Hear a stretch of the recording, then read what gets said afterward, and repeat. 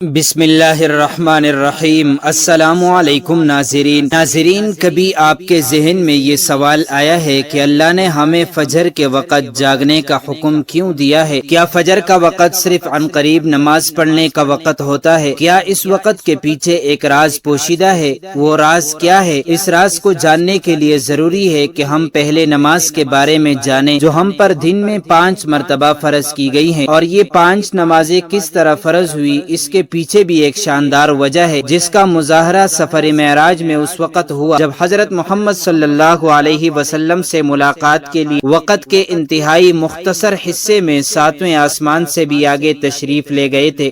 اس رات اللہ تعالیٰ نے ایک خاص پس منظر میں اپنے حبیب صلی اللہ علیہ وسلم کو آسمان پر بلایا اور اپنے خصوصی انعامات سے نوازا۔ اس مبارک سفر میں اللہ تعالیٰ نے اپنے قرب خاص سے نوازا، انبیاء اکرام سے ملاقاتیں کروائیں، جنت و جہنم کا مشاہدہ کروایا اور نیکیوں کے اجر و ثواب اور بروں کے انجام و عذاب کا نظارہ کروایا۔ اس عظیم سفر میں بہت سے انعامات سے نوازا گیا، جن میں ایک خاص انعام امت کے لیے نماز کا تحفہ بھی ہے۔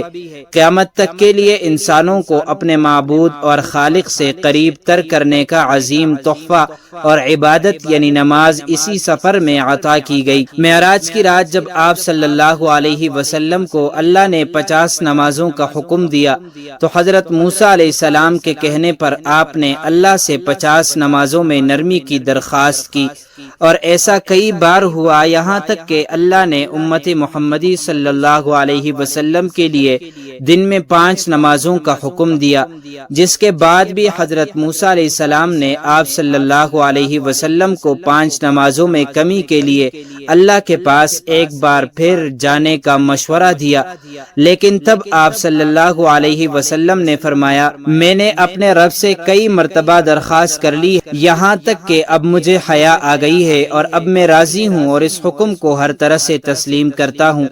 ہر نماز پڑھنا ضروری ہے، یقیناً آپ کے لیے بھی نمازوں میں سب سے زیادہ مشکل نماز فجر کی نماز ہوگی، جس میں نیند کا غلبہ اس قدر ہوتا ہے کہ انسان بمشکل اٹھ پاتا ہے، لیکن دن کے اس خاص حصے میں جو راز پوشیدہ ہے اسے جب آپ جانو گے تو یقین کریں کہ آپ فجر کی نماز کبھی نہیں چھوڑنا چاہیں گے۔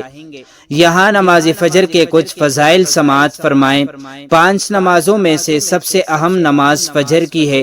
اس کی اہمیت کا اندازہ اس بات سے لگائیں کہ اللہ تعالیٰ فجر کی وقت کی قسم اٹھاتے ہیں اور فرماتے ہیں، قسم ہے فجر کی اور 10 راتوں کی، جفت اور طاق کی اور رات کی جب وہ چلنے لگے، یقیناً ان میں عقل مند کے لیے بڑی قسم ہے۔ حضرت عائشہ صدیقہ رضی اللہ عنہا سے روایت ہے کہ حضور اقدس صلی اللہ علیہ وسلم ارشاد فرماتے ہیں کہ فجر کی 2 رکعتیں دنیا اور ما فیہا سے بہتر ہے، بحوالہ صحیح مسلم حدیث نمبر 725۔ یاد رکھیں کہ فجر کی باجماعت نماز ایک مسلمان کی صداقت اور اس کا ایمان پرکھنے کی کسوٹی ہے۔ عبداللہ بن عمر رضی اللہ عنہ فرماتے ہیں، ہم اگر فجر اور عشاء کی نماز میں کسی آدمی کو نہ پاتے تو اس کے بارے میں اچھا گمان نہیں رکھتے تھے، بحوالہ المعجم الکبیر للطبرانی۔ فجر کی نماز جہنم سے حجاب ہے۔ جناب رسول اللہ صلی اللہ علیہ وسلم نے فرمایا، جو شخص سورج نکلنے سے پہلے اور سورج ڈوبنے سے پہلے کی نمازیں یعنی فجر اور عصر پڑھتا ہے وہ ہرگز جہنم کی آگ میں داخل نہیں ہوگا، بحوالہ صحیح مسلم حدیث نمبر 634۔ فجر کی نماز جنت کی ضمان ہے۔ رسول اللہ صلی اللہ علیہ وسلم نے ارشاد فرمایا، جو شخص 2 ٹنڈی نمازیں یعنی فجر اور عصر پابندی سے پڑھتا ہے وہ جنت میں داخل ہوگا۔ فجر کی نماز پڑھنے پر وعید۔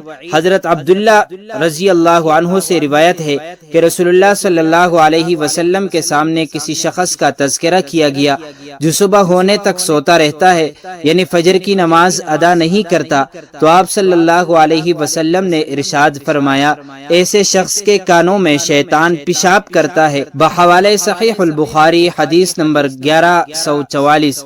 فجر کی نماز کے لیے کس طرح اٹھیں؟ نمبر 1، رات کو حتی الامکان جلدی سوئیں۔ نمبر 2، سوتے وقت فجر کی نماز جماعت سے ادا کرنے کا پختہ ارادہ کریں اور ارادہ کرنے میں مخلص بھی ہوں۔ نمبر 3، ایسے اسباب اختیار کریں جن سے فجر کی نماز کے لیے اٹھنا آسان ہو، مثلا الارم والی گھڑی میں مناسب وقت پر الارم سیٹ کر کے اس کو مناسب جگہ پر رکھیں۔ اگر ان امور کی رعایت کر کے سوئیں گے تو انشاءاللہ فجر کی نماز جماعت کے ساتھ ادا کرنا آسان ہوگا۔ پھر بھی اگر کسی دن اتفاق سے بیدار ہونے میں تاخیر ہو جائے تو جس وقت بھی آنکھ کھلے سب سے پہلے نماز ادا کر لیں، انشاءاللہ تاخیر کا کوئی گناہ نہیں ہوگا، لیکن اس کو معمول بنانا گناہ پر مداومت کرنا ہے جو کسی بھی طرح جائز نہیں ہے۔ دنیا میں کئی ایسے لوگ ہیں جنہیں بے خوابی کی شکایت ہوتی ہے، جس میں وہ ساری رات سو نہیں پاتے اور پورا دن کام کاج کر کے جب رات کو بھی سو نہیں سکتے تب کئی طرح کی ذہنی اور جسمانی بیماریاں جنم لیتے ہیں، اور اس بیماری کا شکار آج ہر دوسرا تیسرا شخص ہو رہا ہے، جس کی بڑی وجہ اللہ کے احکامات کو پیچھے چھوڑ کر دنیا کے رنگینوں کے پیچھے چلنا ہے۔ ساری رات جاگنے کے بعد فجر کے قریب کچھ دیر نیند آ جاتی ہے، لیکن وہ نیند جسم کو پرسکون نہیں رکھتی، جس کی وجہ سے اکثر لوگ جاگتے جاگتے ہر قسم کی دوائیوں کے استعمال کے باوجود جب سو نہیں پاتے تو وہ اللہ سے یہ سوال ضرور کرتے ہوں گے، اے اللہ مجھے نیند کیوں نہیں آتی، آخر کیا وجہ ہے؟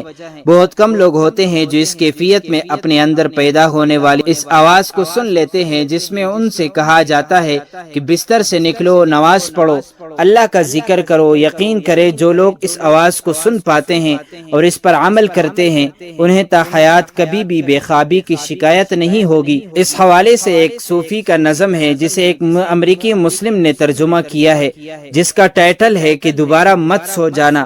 صبح کی ٹھنڈی ہوائیں ایک راز لاتی ہیں تمہارے لیے، دوبارہ مت سو جانا۔ خود سے پوچھو تم کیا چاہتے ہو، دوبارہ مت سو جانا۔ لوگ دروازے کی چوکھٹ سے آ جا رہے ہیں، جہاں وہ دنیایں ملتی ہیں وہ دروازہ گول اور کھلا ہے، دوبارہ مت سو جانا۔ اس نظم میں بیان کردہ دروازہ ہماری دنیا اور اس دوسری دنیا کا ہے جہاں سے فرشتے ہر صبح اور شام کو اترتے ہیں، جن کا ذکر اس حدیث پاک میں ملتا ہے، جس میں آپ صلی اللہ علیہ وسلم نے فرمایا کہ رات اور دن میں فرشتوں کی ڈیوٹیاں بدلتی رہتی ہے۔ فجر اور عصر کی نمازوں میں ڈیوٹی پر آنے والے اور رخصت پانے والوں کا اجتماع ہوتا ہے۔ پھر تمہارے پاس رہنے والے فرشتے جب اوپر چڑھتے ہیں تو اللہ تعالیٰ پوچھتے ہیں، حالانکہ وہ ان سے بہت زیادہ اپنے بندوں کے متعلق جانتا ہے، کہ میرے بندوں کو تم نے کس حال میں چھوڑا؟ تو وہ جواب دیتے ہیں کہ ہم نے جب ان کو چھوڑا تو وہ فجر کی نماز پڑھ رہے تھے، جب ان کے پاس گئے تب بھی وہ عصر کی نماز پڑھ رہے تھے۔ فجر اور عصر کی نمازوں کے اوقات میں سونے سے منع کرنے کے پیچھے بھی ایک بڑی وجہ ہے، اور وہ یہ ہے کہ سائنس کہتی ہے کہ صبح سورج طلوع ہوتے وقت اور شام کو غروب ہونے سے پہلے سونا نہیں چاہیے، کیونکہ صبح کے وقت زمین پر آکسیجن وافر مقدار میں فراہم ہوتی ہے، جس وقت ماحول تر و تازہ ہوتا ہے، اور یہ آکسیجن آپ کو دن بھر فٹ رکھنے کے لیے انتہائی ضروری ہوتی ہے۔ تو جو اس وقت سو جاتا ہے وہ اس تازہ آکسیجن سے محروم ہو جاتے ہیں، اور عصر کے وقت زمین پر آکسیجن کی کمی ہو جاتی ہے، تو اگر کوئی سو جاتا ہے تو اس کو آکسیجن کی فراہمی کم ہوتی ہے، جس کی وجہ سے جب وہ جاگتا ہے تو اس کے سر میں درد اور طبیعت بوجھل ہو جاتی ہے۔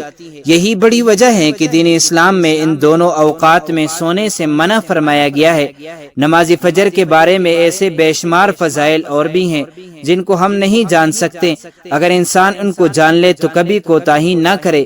رسول اکرم صلی اللہ علیہ وسلم کا فرمان ہے، اگر وہ لوگ عشاء اور فجر کی فضیلت کے بارے میں جان لے تو وہ ضرور بھی ضرور نمازوں میں حاضر ہوں گے، چاہے ان کو خود کو گھسیٹتے ہوئے ہی آنا پڑے۔ اب آپ خود اندازہ کیجئے کہ ایک طرف ان دونوں نمازوں کی کتنی فضیلت اور اہمیت ہے، اور دوسری طرف ان کی ادائیگی میں کتنی سستی اور لاپرواہی برتی جاتی ہے۔ اللہ تعالی ہم سب کو 5 وقت نماز پڑھنے کی توفیق عطا فرمائے، اور اللہ تعالی ہمیں پیغمبر اسلام صلی اللہ علیہ وسلم سے، ان کی آل اور اصحاب سے سچی اور پکی محبت نصیب فرمائے، آمین۔ دوستو، چلتے چلتے ہمیشہ کی طرح وہی ایک آخری بات عرض کرتا چلوں کہ اگر کبھی بھی اس چینل پر آپ کو کوئی ویڈیو، قول، واقعہ، کہانی یا تحریر وغیرہ اچھی لگا کرے تو دیکھنے اور سننے کے بعد مزید تھوڑی سی زحمت فرما کر اپنے دوستوں سے بھی شیئر کر لیا کیجئے۔ یقین کیجئے کہ اس میں آپ کا بمشکل ایک لمحہ صرف ہوگا، لیکن ہو سکتا ہے اس ایک لمحے کی اٹھائی ہوئی تکلیف سے آپ کی شیئر کردہ تحریر، ویڈیو یا قول ہزاروں لوگوں کے لیے سبق آموز ثابت ہو۔ جزاک اللہ خیرا کثیرا۔ تو معزز ناظرین، امید کرتا ہوں آپ کو یہ ویڈیو اچھی لگی ہوگی۔ مزید معلومات کے لیے ہمارے چینل کو سبسکرائب کیجیے۔ اگر زندگی کے لمحات مزید باقی رہے تو آپ کے لیے ایک اور بہترین ویڈیو لے کر حاضر ہوں